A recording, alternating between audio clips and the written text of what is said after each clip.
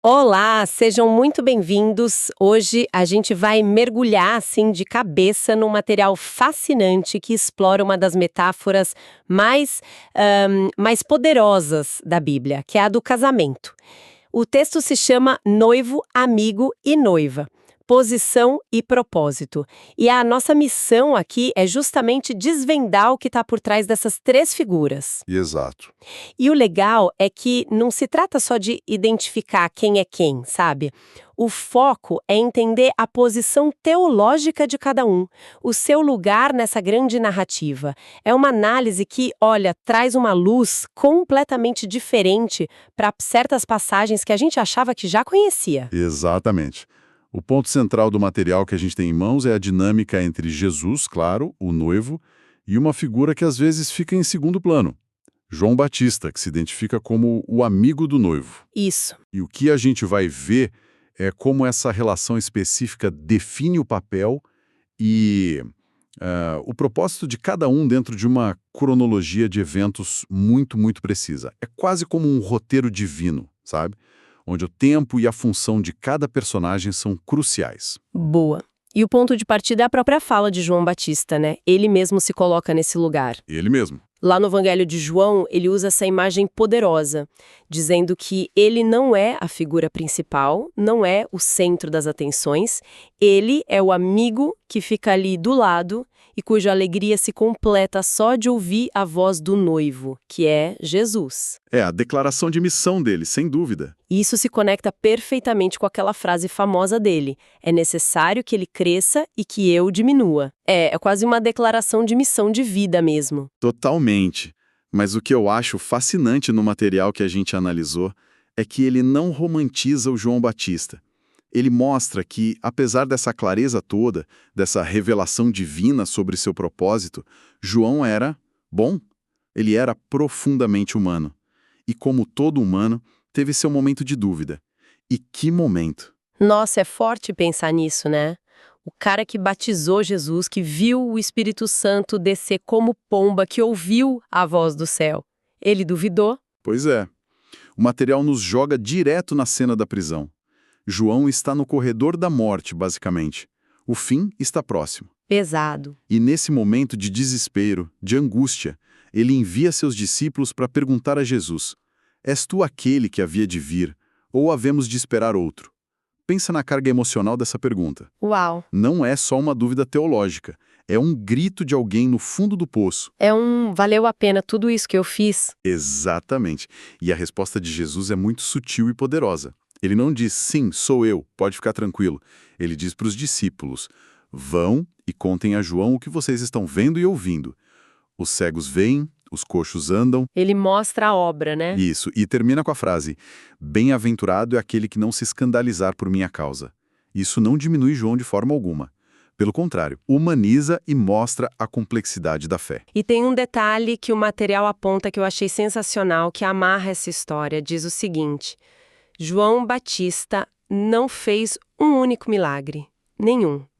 Mas o que parece ter sido a resposta final para a angústia dele na prisão foi justamente ouvir sobre os milagres de Jesus. Ou seja, a confirmação da identidade do noivo veio pelas ações do noivo. É isso.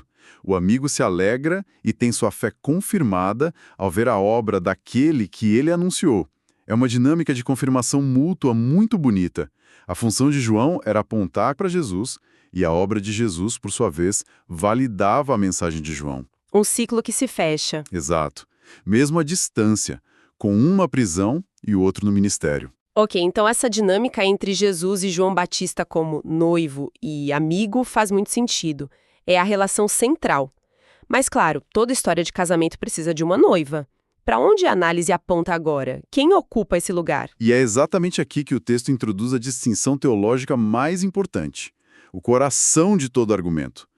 A noiva, de forma ampla, claro, são todos os que creem em Cristo. Mas a análise, ela funila isso de uma forma muito específica. Como assim? Ela define a noiva como uma entidade que passou a existir em consequência da morte do Cordeiro. Então tem uma linha divisória. O marco zero é a cruz. Isso é uma ideia bem específica, não é simplesmente todo mundo que acredita. Não, segundo essa linha de raciocínio. A ideia é que a igreja, como o corpo de Cristo, a noiva, é um organismo que nasce especificamente do sacrifício na cruz e da ressurreição. É um evento fundador. Entendi. Antes da cruz existiam crentes, existiam santos, existia o povo de Deus, mas a noiva, nesta definição, é uma criação da nova aliança inaugurada com o sangue de Cristo. Certo. Isso cria, então, duas categorias bem distintas, separadas por esse evento.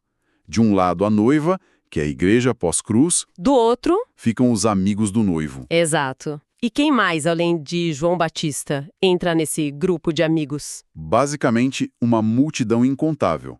O material descreve como a vasta multidão de crentes anteriores à morte do Cordeiro. Pense em toda a galeria de heróis do Antigo Testamento. Abraão, Moisés, Davi. Desde Abel, passando por Abraão, Moisés, Davi, Isaías, todos eles, segundo essa interpretação, se encaixam na categoria de amigos. São os convidados de honra, os precursores, os que esperavam ansiosamente pela chegada do noivo, mas que viveram e morreram antes do evento que formalmente constituiu a noiva. Nossa, é uma separação temporal e de função, então.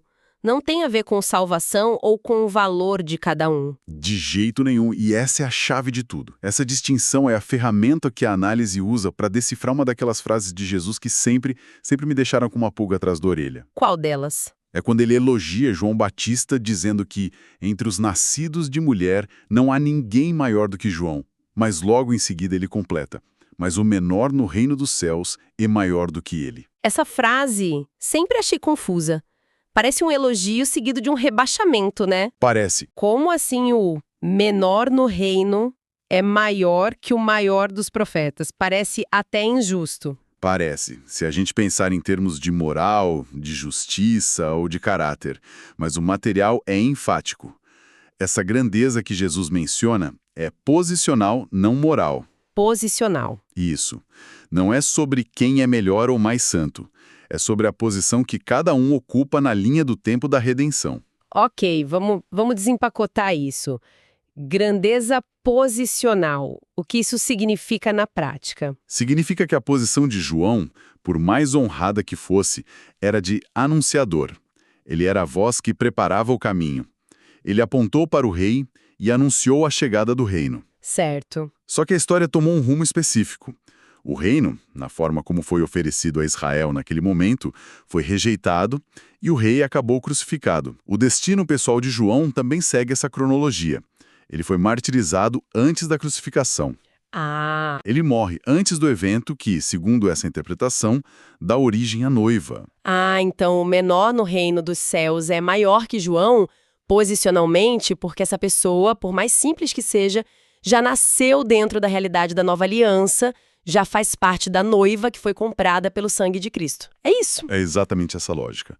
Essa pessoa menor tem uma posição, um acesso, uma intimidade com o noivo, como parte do seu corpo, a noiva, que nem mesmo João Batista, o maior da antiga aliança, pôde ter durante sua vida na terra. Uau! Ele era o amigo que preparou a festa, mas não participou dela da mesma forma que a noiva. Isso realmente muda a perspectiva. Então, João e todos os santos do Antigo Testamento, claro, têm seu lugar de honra garantido no céu, mas, segundo essa visão, com uma designação diferente. Eles são os amigos do noivo. Uma posição de imensa honra, mas distinta. Um lugar único. Único e insubstituível. E essa ideia da função do amigo é muito rica. O que exatamente fazia o amigo do noivo naquela cultura? Boa pergunta. Qual era o job description dele? A função principal era servir de ponte, era encontrar a noiva e trazê-la em segurança para o noivo.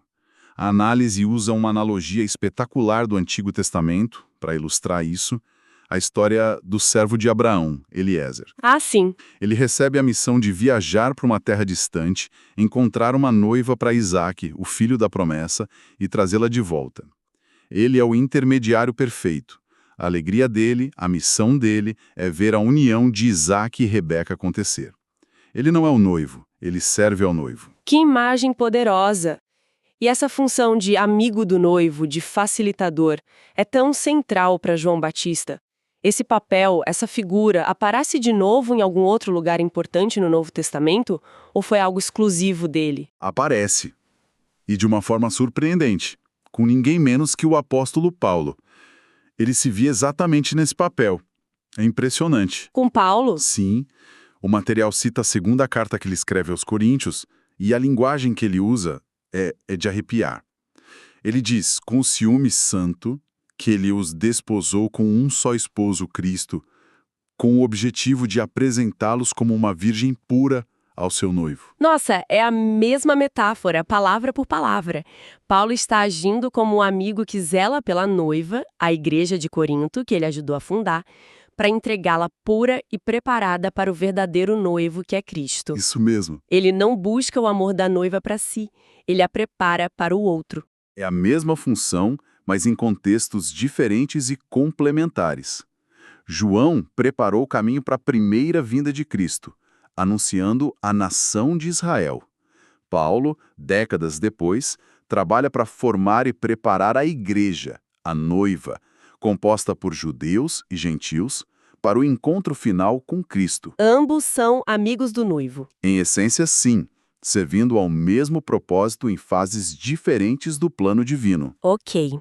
A análise que a gente está vendo termina com uma citação de um autor chamado Lang, que parece tentar amarrar todas essas pontas, e ele faz isso de uma forma muito concisa, mas que à primeira vista parece introduzir uma complicação. Vamos dar uma olhada nisso? Sim, essa citação de Lang é o clímax da argumentação, e ele faz uma distinção final em duas partes que é simplesmente brilhante. Primeiro, ele consolida tudo que a gente conversou.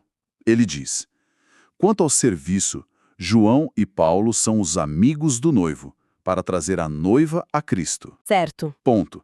Isso resume a função, o trabalho, a missão deles aqui na Terra. Ok, essa primeira parte está claríssima. É o resumo perfeito da função deles. Mas aí vem a segunda parte, e é aqui que o negócio fica complexo. Exato. A segunda parte diz: quanto à posição, serão parte daqueles posteriormente apresentados como a noiva celestial.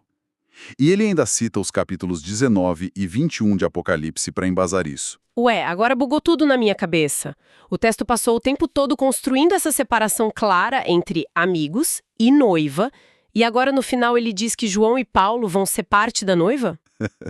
É a reação natural. O autor se contradisse ou eu perdi alguma coisa no meio do caminho? Você não perdeu nada. Essa é a virada de chave, a parte mais sutil e genial da análise. Não é uma contradição. O que Lang está fazendo é diferenciar duas fases, ou duas definições da noiva. Duas fases. Pense nisso como um papel desempenhado na história versus um estado final na eternidade. Duas fases da noiva. Uma histórica e terrena e outra escatológica, celestial. É isso? Precisamente. A noiva da qual falamos até agora, aquela que nasce da cruz, é a igreja durante a sua jornada na terra, nesta era. É a noiva em preparação. A noiva celestial que Lang menciona, citando Apocalipse, é a Nova Jerusalém, a congregação final e glorificada de todos os salvos de todas as eras, apresentada a Cristo na consumação de todas as coisas. Ah, então nessa apresentação final unificada na glória, aquelas distinções de função que eram tão importantes aqui na Terra, elas se dissolvem. Elas se dissolvem em uma unidade perfeita. A ideia é que os amigos, que tiveram um papel funcionalmente distinto na história da redenção, são, no final, plenamente incorporados a esse corpo celestial glorificado. Caramba! A distinção de papéis existiu para um propósito específico no tempo, mas a unidade perfeita é o destino final de todos. A distinção era para a execução do plano na história, a unificação é para a celebração na glória. Isso resolve a tensão de uma forma muito elegante, de fato. Os papéis na jornada foram diferentes, mas o destino final é o mesmo corpo glorificado, a mesma comunhão. Exatamente. A diferenciação nunca foi sobre destino eterno, mas sobre função histórica. Então, fazendo um balanço do que a gente explorou hoje com base nesse material, fica claro que as etiquetas amigo e noiva não são sobre uma hierarquia de santidade ou de valor.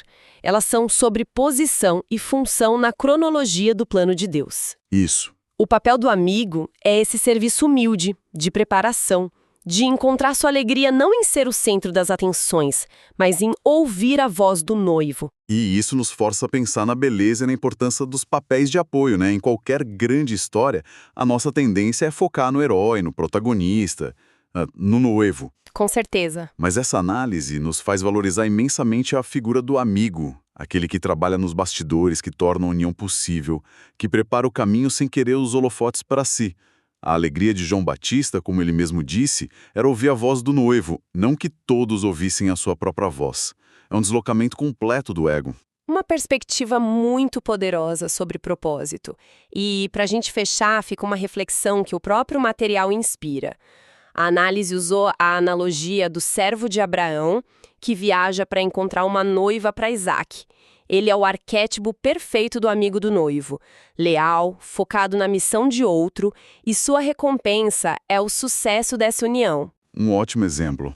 Nessa figura. Onde mais a gente consegue enxergar isso? Pode ser na história, na literatura ou até nas nossas próprias vidas.